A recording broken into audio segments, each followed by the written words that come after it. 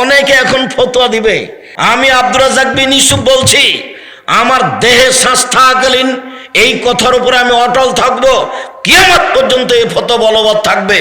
এখন যে খেলা চলছে এটা জুয়া, এটা জুয়া, এটা জুয়া। এই খেলার যে গল্প করে সেখানে বসে থাকা হারাম। ওকে দেখা তো বহু দূরের কথা। তোমার মোটর সাইকেলে, তোমার সাইকেলের সামনে ব্রাজিলের পতাকা, তুমি কখন কখন ইহুদি খ্রিস্টান হয়ে গেলে আমি বুঝতে পারলাম না। তোমার মাথার উপরের চুলগুলো এভাবে উঁচু হয়ে আছে, চতুর্দিক ছেটে রেখেছ, এটা কি? তুমি কখন কখন অমুসলিম হয়ে গেছো? এটা কার চুল ছাঁটা? তুমি এমন হলে কেন? ছি ছি ছি ছি, তুমি তো আর ব্রাজিলকে চিনো না, তুমি তো আর আর্জেন্টিনাকে চিনো না। এই পতাকায় পেশাব করে দেওয়া তোমার দরকার ছিল, আর তুমি এটা বুকে করে না ঘুরছো। মানে তোমাকে যদি পাইও তাহলে তোমার মাথার উপরে এক বালতি পায়খানা চাপিয়ে দিবে আর হি হি করে হাসবে, ঠিক হয়েছে। আরে তুমি তো বহুদূরের কথা, তোমার নবী মোহাম্মদকে বলেছে ভুয়া নবী। ওরা তোমার নবীকে মানে না, ওদের নবী হলো ঈসা, ওদের নবী হলো মুসা। আর আল্লাহ বলছেন লান তারজান কাল ইয়াহুদু ওয়ান নাসারা হাত্তা তাত্তাবিয়া মিল্লাতাহুম। মুহাম্মদ, ইহুদি আপনাকে কখনো মানবেন না, খ্রিস্টান আপনাকে কখনো মানবেন না। আপনি নিজেই ইহুদি হয়ে যান, তাহলে ওরা ঠিক আছে। যে তুমি যেমন হয়ে গেছো কখন কখন, আপনি খ্রিস্টান হয়ে যান, তাহলে ওরা খুশি হবে যেমন তুমি কখন কখন হয়ে গেছো। মূলত বর্তমান আন্তর্জাতিক ফুটবল খেলা সবচেয়ে বড় জুয়া। সারা পৃথিবীর মানুষ যদি একদিকে হয়ে এর বৈধতা পেশ করতে চায়, তবু তাকে বৈধ বলে পেশ করাটা শরীয়তকে অমান্য করা হবে। প্রত্যেক যে খেলায় টাকার হারজিত রয়েছে সেটাই হলো জুয়া। কোনো নির্ধারিত খেলার নাম জুয়া নয়। প্রত্যেক যে খেলাতে টাকার হারজিত রয়েছে সেটাই হলো জুয়া। আন্তর্জাতিক এই খেলাতে কত টাকার হারজিত আছে তা মানুষ সঠিক খবর জানে না। এই খেলাকে নিয়ে মানুষ কত অপচয় পয়সা খরচ করছে, পতাকা সহ দিনরাত খবর পেপার সহ, তার হিসাব মানুষ সঠিকভাবে জানে না। একে নিয়ে আপোষে মানুষ পক্ষপাতিত্ব হয়ে ব্রাজিলের পক্ষে, আপনার আর্জেন্টিনার পক্ষে, আরও কত পক্ষপাতিত্ব হয়ে পরস্পরে হিংসা বিদ্বেষ করে মানুষের আপোষে মারামারি করছে, তা মানুষ জানে না। প্রত্যেক যে খেলায় টাকার হারজিত রয়েছে সেটাই হলো জুয়া। বাড়িতে ব্রাজিলের পতাকা মানে তুমি কি মনে করো? শয়তানি করার জায়গা পাও না তোমাকে আর তোমার বাপকে? আমি আব্দুর রাজ্জাক বিন ইউসুফ যদি মূর্খ, অশিক্ষিত, ঘৃণিত মানুষ প্রমাণ করতে না পারি, আমি জাতির সামনে বক্তব্য দেব না।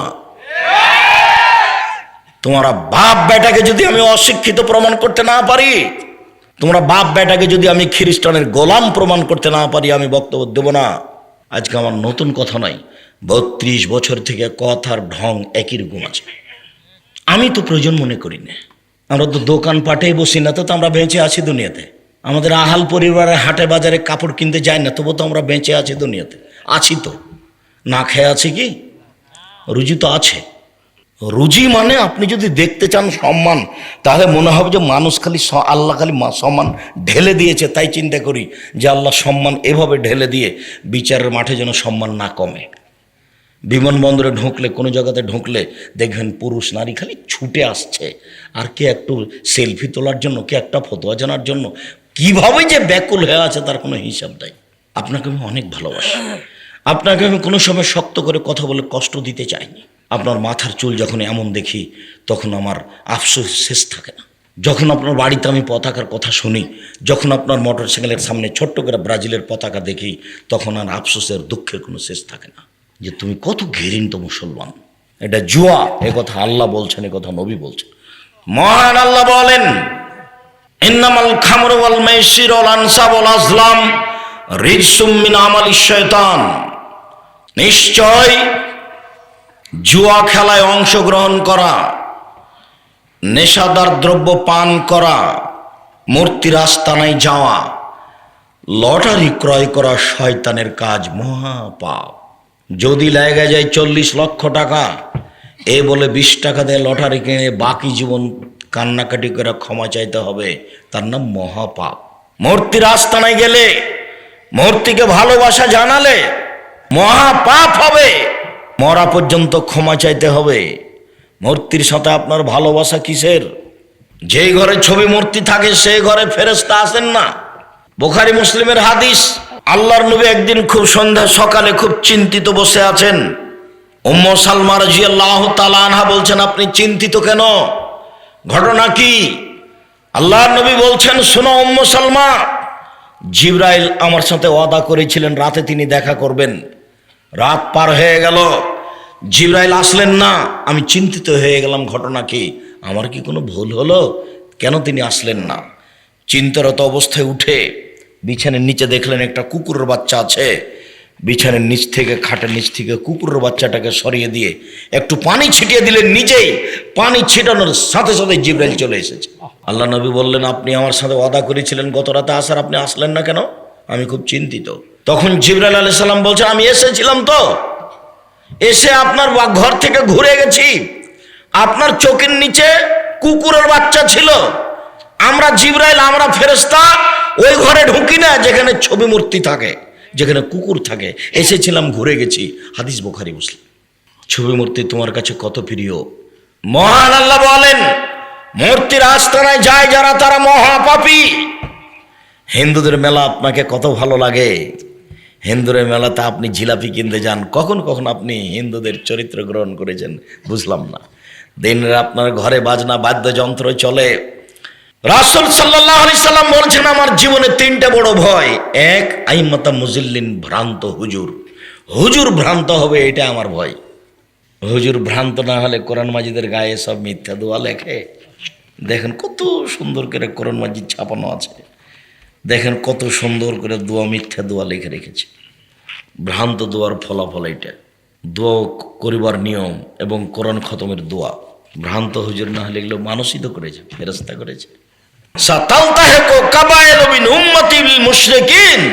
আমার উম্মত হিন্দুদের সাথে মিশে যাবে, এইটা আমার ভয়। আগে তো হিন্দুদের বাড়িতে বিবাহ লাগলে বাদ্যযন্ত্র ছিল, এখন দেখি আপনার বাড়িতে দিন রাত বাদ্যযন্ত্রে চলে। আমার উম্মত মূর্তি পূজা করবে, এইটা আমার ভয়। সুন্দর করে ছবি মূর্তি পুতুল সাজিয়ে রাখবে, এইটা আমার ভয়। উম্মতের উপরে তিনটি: এক, ভ্রান্ত হুজুর; দুই, হিন্দুদের সাথে মিশে যাওয়া চাল চলনে, কথাবার্তা, কৃষ্টি কালচারে; তিন, আমার উম্মত মূর্তি পূজা করবে। অবাক কথা, আমরা মূর্তি পূজা করব? মূর্তিকে সম্মান করাই হলো মূর্তি পূজা। ওয়াকিদ আল্লাহ রাদিয়াল্লাহু তাআলা আনহু বলেন, খারাজা রাসূলুল্লাহ সাল্লাল্লাহু আলাইহি সাল্লাম ইলা হুনাইনিন, আল্লাহর নবী হুনাইনের যুদ্ধে বের হলেন। মাররা আলা শাজারাতিন লিল মুশরিকিনা, হিন্দুদের একটা গাছ ছিল নির্ধারিত, মুশরিকদের একটা গাছ, গাছের পাশ দিয়ে তিনি গেলেন। ঘটনা কি? ইয়াল্লিকুনা আসলিহাতাহুম আলাইহা, ওরা সেই গাছের উপরে তাদের তরবারিটাকে ঝুলিয়ে রাখত। সাহাবীগণ বললেন, উইয়ুকাল্লা জাত আনওয়াতিন, ওই গাছকে বলা হতো জাত আনওয়াত, ওর নাম দেওয়া হয়েছিল আরবিতে জাত আনওয়াত। সাহাবীগণ বললেন, আল্লাহর নবী, ইজালানা জাত আনওয়াতিন, আপনি আমাদের জন্য একটা জাতে আনওয়াত গাছ নির্ধারণ করে দেন তো, আমরাও সেখানে তরবারি ঝুলিয়ে রাখবো। তখন আল্লাহ রাসূল বলছেন, সুবহানাল্লাহ, ছি ছি ছি ছি ছি ছি, সুবহানাল্লাহ, হাযা কওল কওমি মূসা। আর এটা তো মূসার সম্প্রদায়ের কথা। মূসার সম্প্রদায় মূসাকে বলেছিল, ইজাল্লানা আলেহাতান কামালাহু, ইজাল্লানা ইলাহান কামালাহুম আলেহা, আপনি আমাদের জন্য একটা মাবুদ নির্ধারণ করে দেন মূসা। ওদের জন্য যেমন মাবুদ আছে সরস্বতী, ভগবতী, কালী, দুর্গা, লাত, মানাত, উজ্জা, ওদের জন্য যেমন মাবুদ আছে, আপনি আমাদের জন্য একটা মাবুদ করে দেন, তার কাছে পূজা করব। তখন আল্লাহর নবী বলছেন, সুবহানাল্লাহ, এই কেমন কথা হলো? এই গাছটাতে কি আছে? এই ছেলে, তুমি যে বললে আব্দুর রাজ্জাক সাহেব জন্মদিবস শিরক হয় কি করে, তো বলো তো এই গাছটাতে কি আছে? গাছের নিচে বসলে কি হবে? গাছের নিচে তো, গাছের উপরে তরবারি ঝুলালে কি হবে? একটা গাছ নির্ধারণ করে দিলেই তো হয়। আল্লাহ নবী যখনই কোনো কিছু তো কল্যাণ আছে, ভালো কিছু মনে করা হবে, অথচ সেটা তা নয়, তখনই হলো সেটা কি? শিরক। যার কারণে রাসূল সাল্লাল্লাহু আলাইহি ওয়াসাল্লাম নাকচ করে দিলেন। মহান আল্লাহ বলেন, ওয়ায়াসালুনাকা আনিল খামরি ওয়াল মাইসির কুল ফীহিমা ইসমুন কাবীর। মুহাম্মদ সাল্লাল্লাহু আলাইহি ওয়াসাল্লাম, আপনাকে জনগণ জিজ্ঞাসা করে নেশাদার দ্রব্য সম্পর্কে, জুয়া সম্পর্কে। আপনি বলে দেন দুটাতেই মহাপাপ রয়েছে। জুয়া খেললেও মহাপাপ হবে, নেশাদার দ্রব্য পান করলেও মহাপাপ হবে। যারা বলছেন যে এইটা জুয়া নয়, তারাকে বলতে হবে কোনটা জুয়া। আমি যখন বললাম যে ঠান্ডা, পেপসি, কোকাকোলা, আরসি মদ, তখন আরেকজন বললো এটা মদ নয়।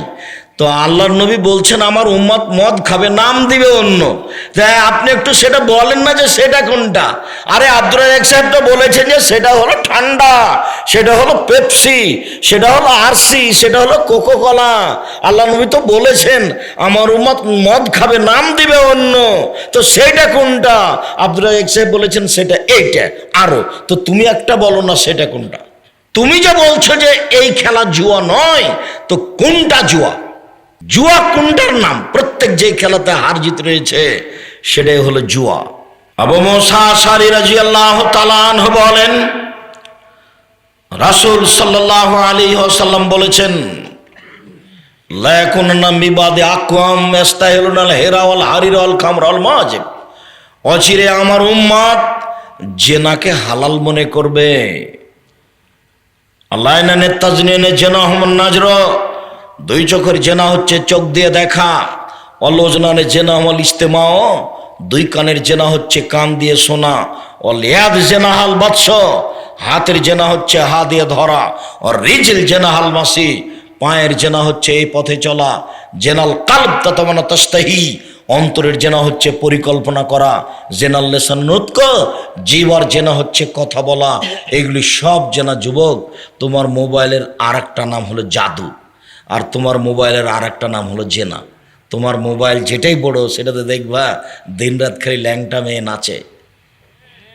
তুমি 5 ওয়াক্ত সালাত আদায় করো, রমজান মাসে সিয়াম পালন করো, মাঝে মধ্যে তাহাজ্জুদও পড়ো, আব্দুর রাজ্জাক সাহেবের সাথে অনেক ভালোবাসা, দূর দূরান্ত থেকে বক্তব্য শুনতে আসো, আবার রাত্রে তোমার মোবাইলে ল্যাংটা মেয়ে নাচে। ল্যাংটা মেয়েকে দেখে চক্ষু ঠান্ডা করে, কলিজা ঠান্ডা করে জান্নাত কিনতে চাও?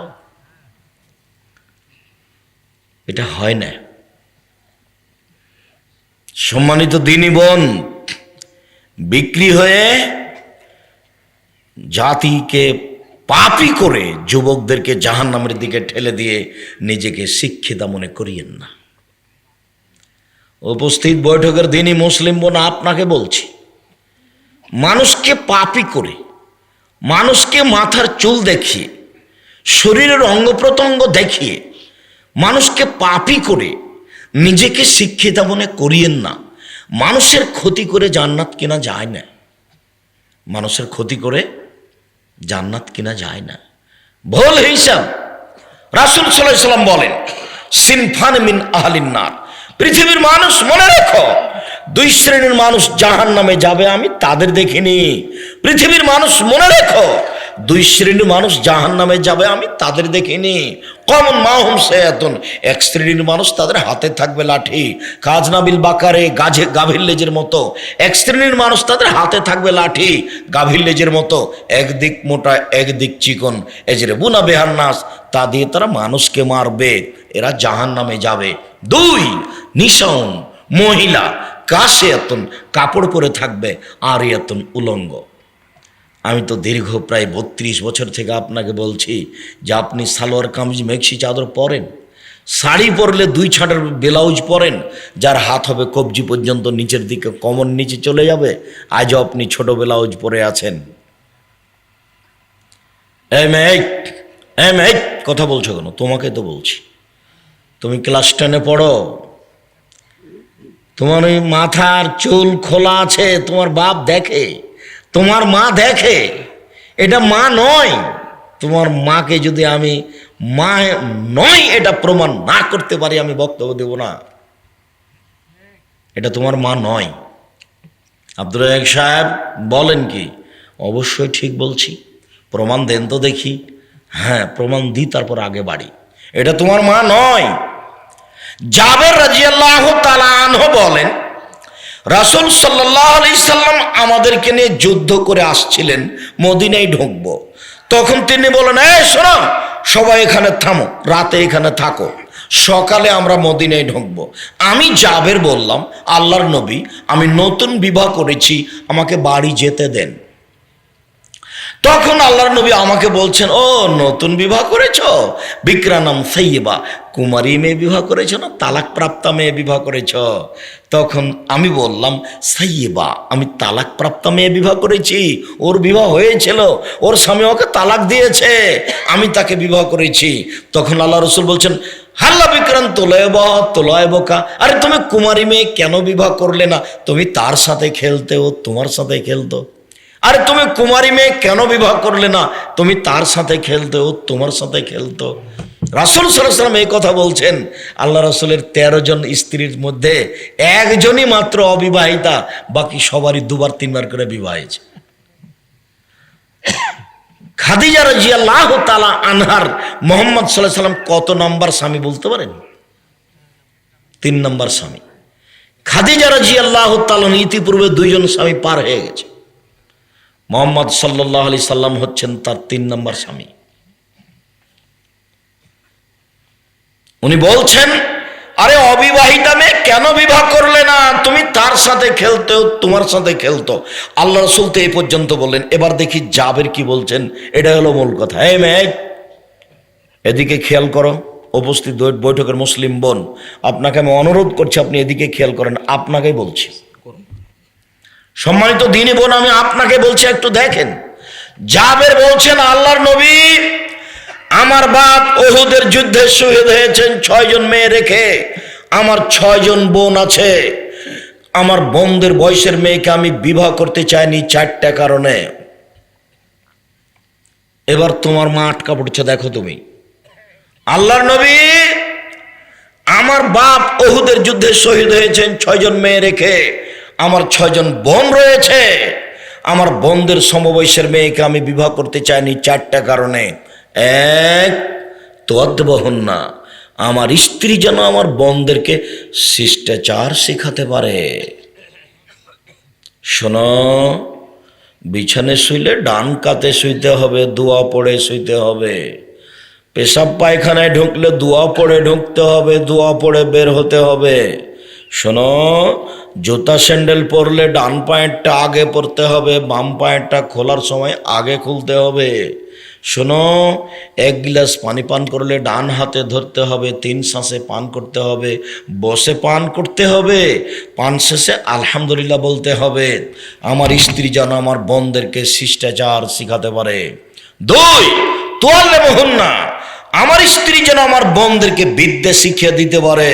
শোনো, জোহরের 4 রাকাত ফরজ সালাত আছে, আগে 4 রাকাত সুন্নাত রয়েছে, পরে 2 রাকাত সুন্নাত আছে। তবে যদি আগে 4 রাকাত পড়ো, পরে 4 রাকাত পড়ো, তাহলে জাহান্নামী হারাম।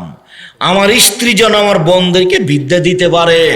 3, তুরাজ্জল হন না, আমার স্ত্রী যেন আমার বোনদের মাথার চুলকে চিরুনি করে রাখতে পারে, সুন্দর করে সাজিয়ে গোছে রাখতে পারে, ঝকঝকে করে যেন রাখে, মাথায় যেন উকুন না থাকে, চুল যেন এলোমেলো না থাকে, ঝকঝকে সুন্দর হয়ে পরিপাটি হয়ে থাকে আমার বোনেরা। সেই জন্য আমি এ ধরনের মেয়ে বিবাহ করেছি।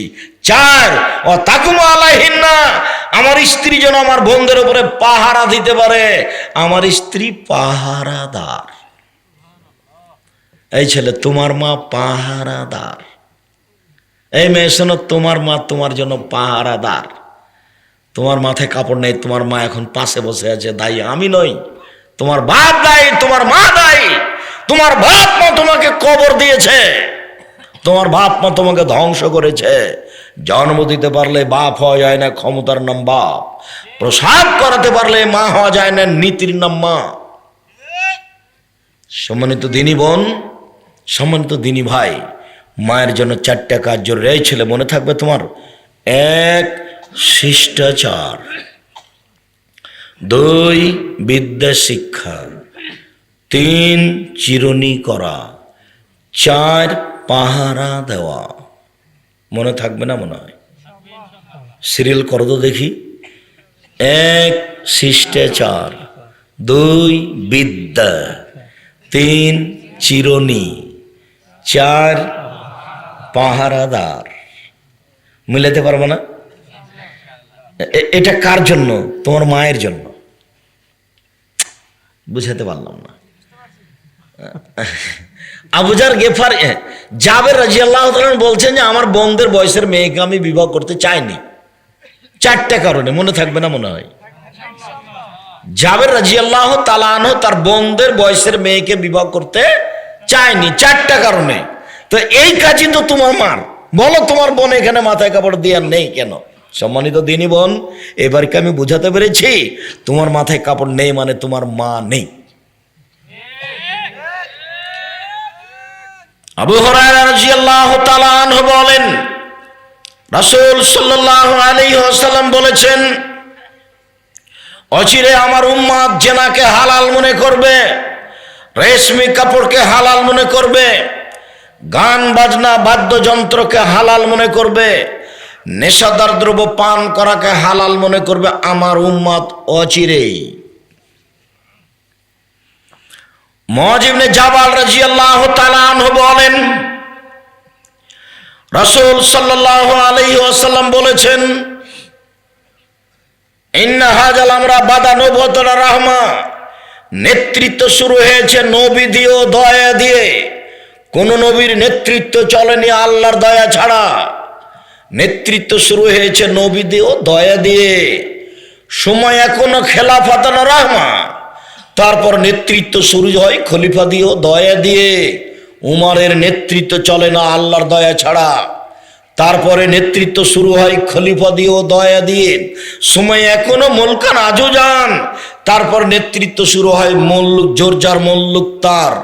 তৃতীয় স্তরে নেতৃত্ব শুরু হয় জোরজার মুল্লুক তার। সময় এখনো জাবরিয়াতান ওয়াতুয়ানা ফাসাদান ফিল আরজে। তারপর নেতা হয় হতেই হবে, মানুষ মেরে হলেও, টাকা দিয়ে হলেও নেতা হতেই হবে। মারামারি করে হোক, জোর করে হোক, হত্যা করে হোক, টাকা দিয়ে হোক, নেতা হতেই হবে। এই নেতা নেত্রীর স্বভাব হবে 4টে। 1, ইস্তাহিলুনাল হারিরা, রেশমি কাপড়কে হালাল মনে করবে। 2, আল ফরুজা, জেনাকে হালাল মনে করবে। 3, আল খমরা, এরা নেশাদার দ্রব্যকে পান করাকে হালাল মনে করবে। 4, ইরজাকুনা ওয়াইনসুরুনা আলাইহিম, মানুষের অর্থ সম্পদ জোর করে দখল করে নিবে। এতে তারা সাহায্য পাবে, কোনো সমস্যা হবে না। যারা জোর করে নেতা হবে তাদের জন্য 4টে জিনিস হবে। 1, তারা রেশমি কাপড় পরবে। 2, তারা জেনাকে হালাল মনে করবে। 3, তারা নেশাদার দ্রব্য পান করবে। 4, তারা মানুষের অর্থ সম্পদ দখল করে নিবে। তাতে কোনো সমস্যা হবে না, জেল হাজত হবে না, ব্যাংকের টাকা তাদের কদিন পরে ঋণ মওকুফ। এইগুলি মনে হচ্ছে আল্লাহ রাসূল দেখে দেখে বলছেন, এরকম মনে হচ্ছে। এই সবগুলো পাবেন উপদেশ বইয়ে, এগুলো পাবেন মরণ একদিন আসবে এই বইয়ে। আপনার জন্য লিখেছিলাম। আপনার ভাই যেমন বই নিতে, আব্দুর রাজ্জাক সাহেবের বইটা নিও না, আপনি তেমন করেন নাকি? আবু হুরায়রা রাদিয়াল্লাহু তাআলা আনহু বলেন, রাসূল সাল্লাল্লাহু আলাইহি ওয়াসাল্লাম বলেছেন, ইন্না মিন আশরাতিস সাআত, নিশ্চয় কিয়ামতের লক্ষণ, ইরফাল ইলম, বিদ্যা উঠে যাবে। ওয়াকসুরাল জাহাল, মূর্খতা বেড়ে যাবে। ওয়াকসুরা শারবুল খামরে, নেশাদার দ্রব্য পান করা বেশি হয়ে যাবে। ওয়াকসুরা জিনা, জেনা বেশি হয়ে যাবে। ওয়াকিলার রিজাল, পুরুষ কমে যাবে। ওয়াকসুরা নিসা, মহিলা বেশি হয়ে যাবে। হাত্তা ইয়াকুন আলী খামসিন ইমরাল কাইমুল ওয়াহিদ, এমনকি একজন পুরুষের অধীনে থাকবে 50 জন নারী। হাদিস বুখারী মুসলিম। একজন মানুষের অধীনে 50 জন নারী থাকবে। এর অর্থ 50 জন নয়। আরবি ভাষাতে 50 ব্যবহার হয় বেশি বোঝানোর জন্য। আরবি ভাষাতে 70 ব্যবহার হয় বেশি বোঝানোর জন্য। একজন যুবকের সাথে 100 নারীর জেনার সম্পর্ক থাকবে। এখানেই অনেক যুবক আছে যার সাথে মোবাইলে কথা হয় 100 নারীর সাথে।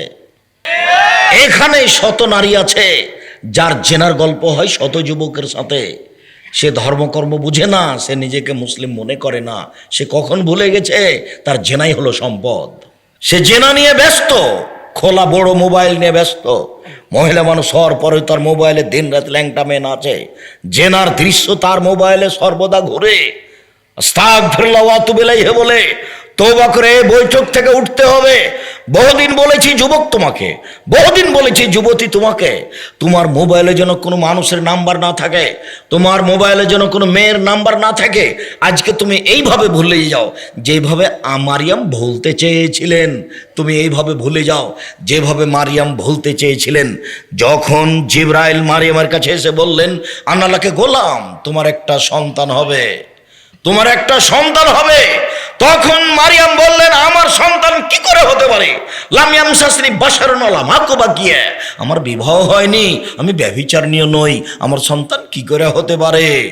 আমার বিবাহ হয়নি, আমি ব্যভিচারিণী নই, আমার সন্তান কি করে হতে পারে?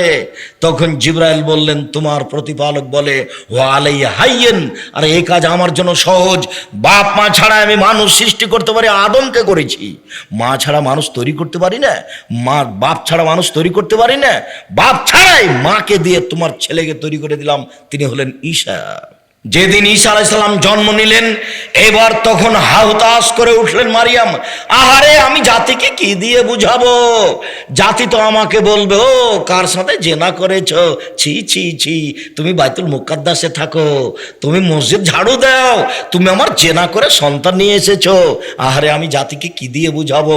কুনতু নাসিয়াম মানসিয়া, আরে আমি এমন হয়ে যেতাম পৃথিবীর মানুষকে জানতো না মারিয়াম নামে কে আছে, আমি ভুলে যেতাম মানুষের মুখ থেকে, মানুষের অন্তর হতে, মানুষ কেউ জানতো না চিনতো না মারিয়াম কে আছে।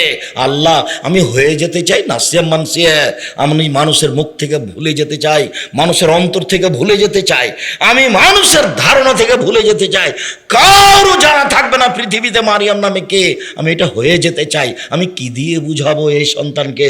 জাতিকে যে আমি বুঝাতে পারবো না, সবাই যে বলবে জারদ সন্তান নিয়ে এসেছে মাঠে, বাইতুল মুকাদ্দাসে মসজিদে থেকে তুমি জেনা করো, আমি জাতিকে কি দিয়ে বুঝাবো? নাসিয়াম মানসিয়া হয়ে যেতে চাই। যুবক, তুমি ওই যুবতীর নাম্বার থেকে নাসিয়াম মানসিয়া হয়ে যাও, যুবতীর নাম্বার তোমার যেন আর মনে না থাকে, কোনোদিন যেন তুমি তাকে আর ধরতে না পারো, কোনোদিন যেন তুমি নাম্বার আর টিপতে না পারো। যুবতী, তোমাকে বলছি, আজকের পরে জীবনে আর কোনোদিন কোনো যুবকের যেন নাম্বার তোমার মোবাইলে না থাকে। মানুষের ক্ষতি করে নিজেকে সফল মনে করিও না।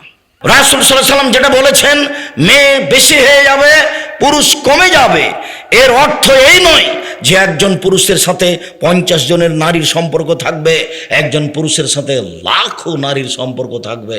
এর অর্থ হলো এইটা। রাসূল সাল্লাল্লাহু আলাইহি ওয়াসাল্লাম বলছেন, তাফাসাদুন তাফাসাদাল হেমারে, গাধা যেমন গাভীর সাথে মিলে লজ্জা বুঝে না, ষাঁড় যেমন গাভীর সাথে মিলে লজ্জা জানে না, মানুষ তেমন খোলা মাঠে জেনা করবে, লজ্জা বুঝবে না। অবাক হতে হয়। বুঝেও বোঝে না ওরা, অন্তর আছে বুঝে না, দেখেও দেখে না ওরা, চক্ষু আছে দেখে না, শুনেও শোনে না ওরা, কান আছে শোনে না।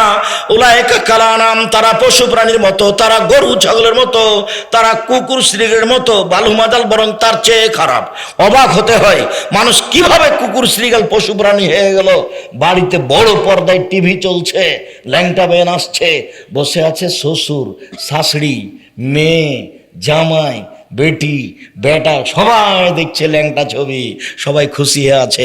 কখন কখন এরা গরু ছাগল হয়ে গেছে, পশু প্রাণী হয়ে গেছে, অনুভূতি হারিয়ে গেছে। বুঝেও বুঝে না ওরা, অন্তর আছে বুঝে না, দেখেও দেখে না ওরা, চক্ষু আছে দেখে না, শুনেও শোনে না ওরা, কান আছে শোনে না। উলাইকা কালানাম, তারা পশু প্রাণীর মতো, তারা গরু ছাগলের মতো, তারা কুকুর শিলের মতো, বালুমাদার বরং তার চেয়ে খারাপ। আবু মুসা আশআরী রাদিয়াল্লাহু তাআলা আনহু বলেন, রাসূল সাল্লাল্লাহু আলাইহি সাল্লাম বলেছেন, লা ইয়াশরাবু নাসু মিন উম্মতি ইশরাবু বিগাইরি ইসমিহি, আমার উম্মত মদ খাবে, নাম দিবে অন্য, আমার উম্মত মদ খাবে, নাম দিবে অন্য, আমার উম্মত মদ খাবে, নাম দিবে অন্য। ওয়া ইউজাফাল রুসিম বিল মাযিবাল মুগান্নিয়াত, ওদের নেতাদের সম্মান করা হবে গায়িকা দিয়ে। কোনো মেহমানের সম্মান গায়িকা ছাড়া, মেয়ে ছাড়া হয় না। নারীকে দিয়ে মেহমানের সম্মান করতে হয়। এতদা অঞ্চলে আরো অন্য এলাকায় জামাই আসলে বড় বেটিকে দিয়ে খানা পানি আগিয়ে দেওয়া হয়। মায়ে বলে, তোর দুলা ভাইকে পানি দিয়ে আয়, শাশুড়ি দিয়ে চলে না, তোর দুলা ভাইকে পানি দিয়ে আয়। এটাই হলো কুকুর সিরিয়ালের জীবন। আরে একটা তো বিবাহ সূত্রে দিয়েছেন, আবার ফিরিয়ে দিচ্ছেন কেন? আপনি মা নন নাকি? আপনি বাপ নন? আপনাকে খারাপ লাগে না? আপনার চোখের সামনে আপনার যুবতী মেয়েকে কোলে নিয়ে বসে আছে আপনার জামাই, এটা আপনার কাছে মিঠা হলো কি করে? এটা আপনার কাছে মিঠে হলো কি করে? এটা তো আপনার আগুন ভরা ভরা দরকার ছিল, আপনার ভিতরে তো একটা লজ্জা, আপনার একটা গতি, একটা দরকার ছিল। ছিচি খালেদা বেড়াই, পানি আমি দেবো, খাওয়ার আমি দেব। জামাইয়ের সেবা করুক শাশুড়ি, যেদিন শাশুড়ি জামাইয়ের বাড়ি যাবে সেদিন জামাই সেবা করবে। যুবতী মেয়ে দিয়ে কোন হিসাব? যুবতী মেয়ে জামাইয়ের সম্মান করা হচ্ছে, আল্লাহ রসুল বলছেন নেতাদের সম্মান করা হবে নারী দিয়ে। এ কথা বলার পর আল্লাহ রসুল বলছেন একসময় বেহুমুল্লাহুল আরজা, এদের উপরে ভূমিকম্প হবে। খানাজির, আল্লাহ এদের করে দিবে বানর, এদের করে দিবে সোর, আল্লাহ এদের করে দিবে বানর, এদের করে দিবে সোর। এদের উপরে ভূমিকম্প হবে, আল্লাহ এদের করে দিবে সোর, এদের করে দিবে বানর। হাদিস বুখারী মুসলিম। আনাস রাদিয়াল্লাহু তাআলা আনহু বলেন রাসূল সাল্লাল্লাহু আলাইহি ওয়াসাল্লাম বলেছেন লা ইয়াকুনান্না ফি হাযিহিল উম্মাহ খাসফুন ওয়া মাসখুন ওয়া কাসফুন, অচিরে আমার উম্মতের উপরে আসবে ভূমিকম্প, অচিরে আমার উম্মতের উপরে আসবে আকার আকৃতি পরিবর্তন, অচিরে আমার উম্মতের উপরে নেমে আসবে বিপদ। হঠাৎ করে বুঝলাম না, জমির দাম 12 লক্ষ, রেজিস্ট্রি খরচ 10 লক্ষ। এই টাকাটা কিসের? 10 লক্ষ রেজিস্ট্রি খরচ, কিসের টাকা? এটা কি বোঝা যায় না। এরই নাম বিপদ, এরই নাম সমস্যা। অবাক, গরুর গোস্ত 650-700 টাকা কেজি। এটা কি জিনিস? এটা তেল ছিল 70 টাকা লিটার, তাই নাকি 131 টাকা লিটার, 200 টাকা লিটার, সব মিলে কত কি আপনি হিসাব করতে পাবেন না। বিপদ নেমে এসেছে, আরো নামবে। রাসূল সাল্লাল্লাহু আলাইহি ওয়াসাল্লাম বলেন আমার উম্মতের উপরে 3টা বিপদ নেমে আসবে। 1 ভূমিকম্প হবে, 2 আকার আকৃতি পরিবর্তন হবে, সোর বানর হয়ে যাবে, 3 সর্ব ধরনের সমস্যা নেমে আসবে। মসজিদে মারামারি, মাদ্রাসায় মারামারি, রাস্তাঘাটে মারামারি, মৌলানা সাহেব হুজুরে মারামারি, একজন আর একজনের বদনাম করে মাঠঘাট ভরে ফেলেছে। ও বলছে মানুষই না, ও কিসের হুজুর। সর্ব ধরনের সমস্যা নেমে আসবে 3টি পাপের কারণে। 1, এই যে সারেবুল খমরা, যখন মানুষ নেশাদার দ্রব্য পান করবে, বিড়ি তামাক জর্দা সিগারেট গুল নেশাদার দ্রব্য যখন পান করবে, তখন তাদের উপরে 3টা বিপদ নেমে আসবে। 2, জারাতিল কায়নাত, মেয়েরা যখন নাচবে, সব মোবাইলে মেয়ে নাচে, সব দোকানে মেয়ে নাচে, সব ঘরে মেয়ে নাচে। ওয়াজারাবুল মাজিব, যখন বাদ্যযন্ত্র প্রকাশ পাবে, সব স্কুলে বাজনা বাজে, সব মোবাইলে বাজনা বাজে না বাজে, সব ঘরে বাজনা বাজে। এখন বিপদ নেমে এসেছে, সব ঘরে সব দোকানে মেয়ে নাচছে। এই কথাই রাসূল সাল্লাল্লাহু আলাইহি ওয়াসাল্লাম বলছেন আমার উম্মতে যখন এটা দেখা দিবে, তখন 3টা বিপদ নেমে আসবে 3টা পাপের কারণে। 3টা বিপদ নেমে আসবে 3টা পাপের কারণে। পাপ 1, নেশাদার দ্রব্য পান করা। পাপ 2, মেয়েদের নাচা। পাপ 3, বাদ্যযন্ত্র প্রকাশ পাওয়া। এই হলো 3টা পাপ। দেখেন আপনি প্রায় সব মোবাইলে বাজনা বাজে। এই মোবাইলের অপর নাম জেনা, মোবাইলের অপর নাম জাদু। আরে পায়খানাতে বসে আছে মোবাইল নিয়ে, অবাক কতজন আছে এখানে বসে, যাদের পায়খানায় নিয়ে যেতে হয় মোবাইল। তুমি যে কেমন মানুষ, তোমাকে আমাকে কখনো কখনো লাগে তুমি কখন গরু ছাগল হয়ে গেছো গো। তুমি পশু প্রাণী হয়ে গেলে কিভাবে? তোমার মা, তোমার বাপ, তোমার বোন, তোমার দোলা ভাই সবাই মিলে যখন টিভির পাশে বসে থাকো, তখন এটা অবাক মনে হয়। এটা কিভাবে? ঠিক নাউজুবিল্লাহ, এভাবে বলে উঠে যেতে হবে। মানুষ অনুভূতি আছে। আল্লাহ মানুষকে গরু ছাগল বলেননি, বলেছেন গরু ছাগলের মতো। আল্লাহ মানুষকে কুকুর সিরিয়াল বলেননি, বলেছেন কুকুর সিরিয়ালের মতো। কুকুর সিরিয়াল কোনোদিনই পরিবর্তন হতে পারে না, কিন্তু মানুষ হতে পারে।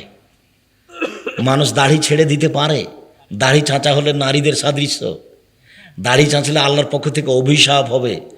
দাড়ি চাঁচলে নিজে নিচে নারী হয়ে গেছে। দাড়ি চাঁচলে স্ত্রীর সাথে মিলন ক্ষমতা কমে যাবে। দাড়ি চাঁচলে চোখের পাওয়ার কমে যাবে। দাড়ি চাঁচলে নিজেকে মনে হবে আমি মনে হয় মহিলা। পুরুষ হতে হবে, দাড়ি থাকবে, মোষ থাকতে হবে, বাহাদুরের মতো দেখা দেবে, স্ত্রী খুশি হবে। আর দাড়ি যদি চাঁচেন খচখচে থাকবে, স্ত্রী কষ্ট পাবে। যদি 2জন কিছুই বুঝে না, পশু প্রাণীর মতো সংসার চলছে। সম্মানিত দিনী বোন, আপনাকে আমি অনুরোধ জানাচ্ছি, রাসূল সাল্লাল্লাহু আলাইহি সাল্লাম বলেন, যখন আল্লাহ রাসূল বললেন, সাহাবীগণ বললেন যদি আমরা জানতাম সবচেয়ে দামি সম্পদ কোনটা? তাহলে তাকে সঞ্চয় করে রাখতাম।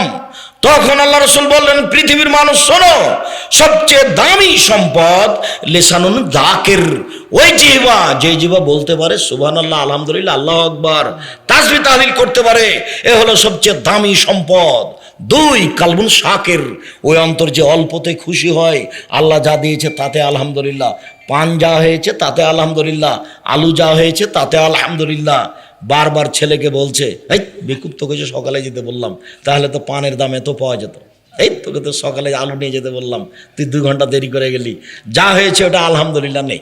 ওটাই হচ্ছে সঞ্চিত সম্পদ, যে অন্তর অল্পতে শুকরিয়া আদায় করতে পারে। ও ইমরাতুন তুইনু যাওজাহা আলা দীনিহি, যে তার স্ত্রী তার স্বামীকে দিনের উপরে সহযোগিতা করতে পারে, সেই স্ত্রী হলো দামি সম্পদ। যে স্ত্রী তার স্বামীকে সহযোগিতা করতে পারে, সে হলো দামি সম্পদ। শুনুন, আমি খুশি একটু লবণ ভাতে আমার জন্য অবৈধ পয়সা উপার্জন করতে হবে না। আপনি রাত এসার পরে আসলে আমি খুব কষ্ট পাই, সন্ধ্যার সমাধি চলে আসেন, আপনাকে আমি অনেক ভালোবাসি, আপনার পায়ের নিচে আমি নিজেকে বিলিয়ে দিতে চাই, আপনার সাথে আমার অগাধ ভালোবাসা। আল্লাহ তাআলা বলছেন, অমিন আয়াতিহান খালাকালাকুম মিন আনফুসিকুম আজওয়াজান লিতাসকুনু ইলাইহা, পৃথিবীর মানুষ, আমি তোমাদের মধ্যে থেকে তোমাদের স্ত্রীদেরকে সৃষ্টি করেছি যাতে করে তোমরা সেখানে শান্তি তৃপ্তি পাও। স্ত্রী হচ্ছে শান্তির বস্তু, স্ত্রী হচ্ছে তৃপ্তির বস্তু, যার কারণে তাকে মারা হবে না, তাকে গালি দেওয়া হবে না, তাকে নিন্দা করা হবে না, ঠোঁট কালো বলা হবে না, রং কালো বলা হবে না, বললে তৃপ্তি কমে যাবে, ভালোবাসা কমে যাবে। খালি প্রশংসা করবেন, ও হলো প্রশংসা প্রিয় মানুষ। খালি বলবেন তোমার মতো সুন্দরী কোনো নারী দেখি না, তোমার চালচলন খুবই ভালো, তোমার আচরণ খুবই ভালো, সারা রাত পা টিপে দিবে। আর একদিন যদি রং কালো বলেন, 10 বছর ভালোবাসবে না। রাসূল সাল্লাল্লাহু আলাইহি ওয়াসাল্লাম বলছেন যে স্বামী হলে 5টা জিনিস লাগে। স্বামী হলে কয়টা জিনিস লাগে? 5টা জিনিস লাগে। 1, ফাকসু ওয়াক্তা সাইদা, যে মানের কাপড় পরো সে মানের পরাবা। 2, আতমা মাতা এমতা, যে মানের খাদ্য খাও সে মানের খাওয়াবা। 3, ওলা তুকাব্বে, কখনো কটু কথা বলবো না, কটু কথা বললে শান্তি তৃপ্তি হারিয়ে যায়। 4, কখনো মুখের উপরে মারবা না। 5, কখনো নিজের বাড়ি ছাড়া কোথাও থাকতে দিবা না। মায়ের বাড়ি যেতে পাবে না, খালার বাড়ি যেতে পাবে না, ফুফুর বাড়ি যেতে পাবে না, বাড়ি ছাড়া কোথাও যেতেই পারে না, বিবাহের বাড়ি যেতে পারে না, বাজারের তো কোনো প্রশ্নই আসে না। শান্তি তৃপ্তি বজায় রাখতে হলে স্কুলে পাঠানো যাবে না, তো হেডমাস্টার, ও তো ভোটে দাঁড়িয়েছে, ও নাকি চেয়ারম্যান, যে আসে তাকে বলে ভাইয়া আসেন বসেন, ও নাকি এখন সবার জন্য ফ্রি। কত নিচে নেমে গেছে, জিজ্ঞাসা করে দেখেন, ওর শ্বশুর হলো হাজি, ওর বাপ হলো হাজি, সবাই হজ করেছে, ওর স্বামীও হজ করেছে, এরই নাম পশু প্রাণী। সম্মানিত দিনী ভাই বোন, মহান আল্লাহ বলছেন, ওয়াজালনা বাইনাকুম মাওদাতা ওয়া রাহমা, আমি তোমাদের মাঝে ভ্রাতৃত্ব ভালোবাসার সৃষ্টি করে দিয়েছি। পৃথিবীর মানুষ 5টা জিনিসের দায়িত্ব পালন করো, তাহলে শান্তি তৃপ্তি পাবা, স্ত্রীকে নিয়ে সংসারে সুখী হতে পারবা, শান্তি পাবা। ও হচ্ছে দামি জিনিস, ওকে ঘেরা রাখতে হয়, ওকে ঢেকে রাখতে হয়, ওকে সম্মান করতে হয়, ওকে গালি দিতে হয় না, ওকে মারতে হয় না, ওকে আদর করতে হয়। ওরা এত আদরের, ওরা এত আদরের, ওরা এত আদরের, ওরা হচ্ছে বগুড়া সোনাতলা হাটের আদরের মালসা। ওদের আদর করতে হয়, গালি দিতে হয় না, মারতে হয় না, এটাই ঠিক। সম্মানিত দিনী ভাই বোন, বলছিলাম রাসূল সাল্লাল্লাহু আলাইহি ওয়াসাল্লাম বলেন, পৃথিবীর মানুষ শুনে রেখো, 4 শ্রেণীর মানুষ জান্নাতে যাবে না। পৃথিবীর মানুষ শুনে রেখো, 4 শ্রেণীর মানুষ জান্নাতে যাবে না। 1, মধুবনুল খামরে, নিয়মিত বিড়ি তামাক জর্দা সিগারেট গুল নেশাদার দ্রব্য খায় পান করে যে, সে জান্নাতে যাবে না। 2, অল কম্মার, জুয়া খেলে যে, জুয়া খেলা দেখে যে, জুয়া খেলে যে, জুয়া খেলে সে জান্নাতে যাবে না। আমি বলিনি, এই কথা মুহাম্মদ সাল্লাল্লাহু আলাইহি সাল্লাম বলেছেন। অবাক হবে তুমি, দুনিয়াতে 2টা পাপ আছে, মানুষ না করেই পাপী। এটা তো মনে থাকার কথা, দুনিয়াতে 2টা পাপ আছে, মানুষ না করেই পাপী। কেউ যদি কাউকে বলে যে আসো জুয়া খেলি, খেলেইনি, খালি বলেছে আসো খেলি, তাহলে 10 জন ফকিরকে 100 কেজি করে চাউল দিতে হবে। আর কোনো মেয়ে যদি সাজগোজ করে পুরুষের পাশ দিয়ে হাঁটে, তাহলে সে ব্যভিচারণী, ও ব্যভিচারণী, ও ব্যভিচারণী, অথচ জেনা করেইনি। তাহলে যেসব মেয়েরা সাজগোজ করে হাট বাজারে ঘুরছে, তাহলে এরা ব্যভিচারণী? আল্লাহ রাসূল এদেরকে বলেছেন ব্যভিচারণী। নিশান মহিলা কাশিয়াতুন, কাপড় পরে থাকে, আরিয়াতুন, উলঙ্গ, মুমিলাতুন, এরা পুরুষকে নিজের দিকে আকৃষ্ট করে, মায়লাতুন, এরা নিজেরা আকৃষ্ট হয়, রৌসহুন্না কাসনাফতিল বক্তিল মায়লা, তাদের মাথা হবে বক্র উটের মতো, চুল ছেড়ে দিয়ে তারা হেলে দুলে চলবে, লাইট খোলান জানা, এরা জান্নাতে যাবে না, জান্নাতে তো যাবে না, যাবে না, জান্নাতে তো যাবে না, যাবে না, ওলা ইয়াজিদনা রিহাহা ফাইনা রিহা লা তুজাদু মিন মাসিরাতি কাযা ওয়া কাযা, এরা জান্নাতের গন্ধ পাবে না, যে গন্ধ জান্নাতের 1 বছরের দূরত্ব পথ থেকে পাওয়া যায়, এটা জান্নাত। এখান থেকে একটা দ্রুতগামী ঘোড়া দৌড়াতে আরম্ভ করেছে, 1 বছর দৌড়িয়ে যেখানে থামবে ওইখানে যদি আপনি থামেন তাহলে জান্নাতের গন্ধ পাবেন। এই মহিলারা জান্নাতের গন্ধ পাবে না। রাসূল সাল্লাল্লাহু আলাইহি সাল্লাম বলেন 4 শ্রেণীর মানুষ জান্নাতে যাবে না। 1, মদমুল খামর, যারা নিয়মিত বিড়ি, তামাক, জর্দা, সিগারেট, গুল, নেশাদার দ্রব্য খায় পান করে, তারা জান্নাতে যাবে না। 2, কুম্মার, যারা জুয়া খেলে, জুয়া চিরদিনের জন্য হারাম। বর্তমান যে ফুটবল খেলা চলছে এটা হলো সবচেয়ে বড় জুয়া। এর সাথে আছে জেনা, এর সাথে আছে অশ্লীলতা, এর সাথে আছে মারামারি, এর সাথে আছে দলীয় দাপট, এর সাথে আছে ক্ষমতা, এর সাথে আছে অপচয়, এর সাথে আছে কোটি কোটি টাকা খরচ। কত মানুষ বিশাল পর্দা দিয়ে দেখছে, কত মানুষ লম্বা লম্বা পতাকা তৈরি করছে, কত মানুষ একজন আর একজনের সাথে হিংসা চালাচ্ছে, এরপরেও নাকি 1 শ্রেণীর হুজুর বলছে এটা চলে। ছি ছি ছি ছি ছি ছি। ওইটাই হলো 3 ফুট পর পর দাঁড়াও, কোনো সমস্যা নেই। কখন কখন হুজুরের কাছে শরীয়ত পরিবর্তন হয়ে গেছে। কই আমরা তো বেঁচে আছি, এত কঠিন অবস্থায় তো মরিনি, আমরা তো বেঁচে আছি। যখন দেখবো মসজিদে টিকতে পারি না তো মসজিদেই যাব না, মসজিদ বন্ধ, 10 জনের বেশি। আরে বিপদে পড়লে তো মসজিদে যাই চাইতে হবে আল্লাহর কাছে। সেখানে কাবা ঘরই বন্ধ, সেখানে মসজিদই বন্ধ। মানুষ বিপদে পড়লে চাইবে কোথায় গিয়ে? মসজিদে গিয়ে আল্লাহর ঘরে, সেটাই সহজ, সেটাই বন্ধ। সব মানুষ সেটাই মেনে নিল। মসজিদের সেক্রেটারি সভাপতি বলছে 5 জনের বেশি কেন, ওকে বের করো, দাগ দাও, 10 ফুট পর পর দাগ দাও। উনি বসে বসে দাগ দেওয়াচ্ছে। সম্মানিত দিনী ভাই বোন, বলছিলাম রাসূল সাল্লাল্লাহু আলাইহি সাল্লাম বলেন মান্নান, খোটা দেয় যারা, তারা জান্নাতে যাবে না। কোন বাপ মাকে মানে না যারা,